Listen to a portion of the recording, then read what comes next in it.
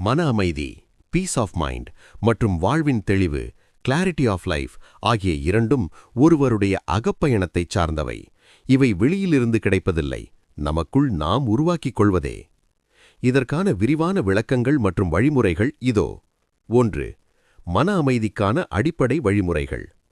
மனம் என்பது ஓடிக்கொண்டே இருக்கும் ஒரு நதி போன்றது. அதை அமைதிப்படுத்த சில பயிற்சிகள் அவசியம். மௌனம் பழகுதல்.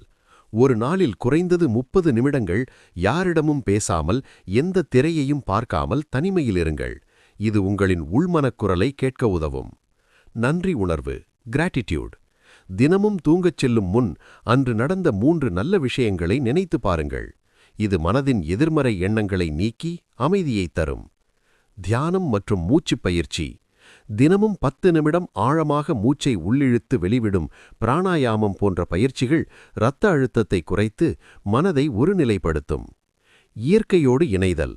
செடி கொடிகளை பராமரிப்பது அல்லது மாலை நேரத்தில் திறந்த வெளியில் நடப்பது மன அழுத்தத்தை பெருமளவு குறைக்கும். 2. வாழ்வின் தெளிவை பெறுவது எப்படி? தெளிவு என்பது எதை செய்ய வேண்டும், எதை தவிர்க்க வேண்டும் என்பதை தீர்மானிப்பதே ஆகும். இலக்குகளை பட்டியலிடுதல், கோல் செட்டிங். உங்கள் வாழ்வின் நோக்கம் என்ன? அடுத்த 1 வருடத்தில் நீங்கள் அடைய விரும்புவது எது? இவற்றை தெளிவாக ஒரு நோட்டில் எழுதுங்கள். எழுதப்பட்ட இலக்குகள் பாதி தெளிவை தந்துவிடும்.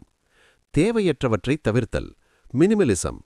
பொருள் ரீதியாகவும் எண்ணம் ரீதியாகவும் நமக்கு தேவையில்லாத விஷயங்களை சுமப்பதே குழப்பத்திற்கு தொடக்கம்.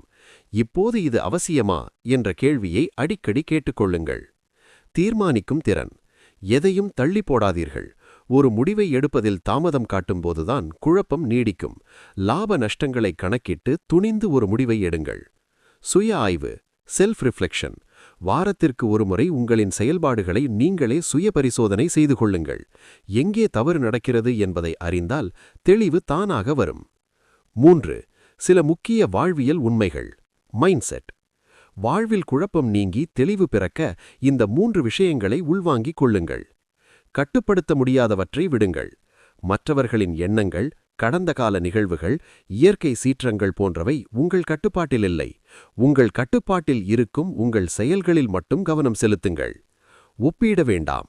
உங்களை இன்னொருவரோடு ஒப்பிடுவது உங்கள் தனித்துவத்தை அழிப்பதோடு மன உளைச்சலையும் தரும். உங்கள் வளர்ச்சி உங்களை சார்ந்ததாக மட்டுமே இருக்கட்டும். தொடர்கற்றல். புதிய விஷயங்களை கற்றுக்கொண்டே இருப்பது மூளையை சுறுசுறுப்பாகவும் சிந்தனையை தெளிவாகவும் வைக்கும். ஒரு எளிய செயல் திட்டம். நேரம், செயல், பலன். காலை தியானம் அல்லது உடற்பயிற்சி. அன்றைய நாளுக்கான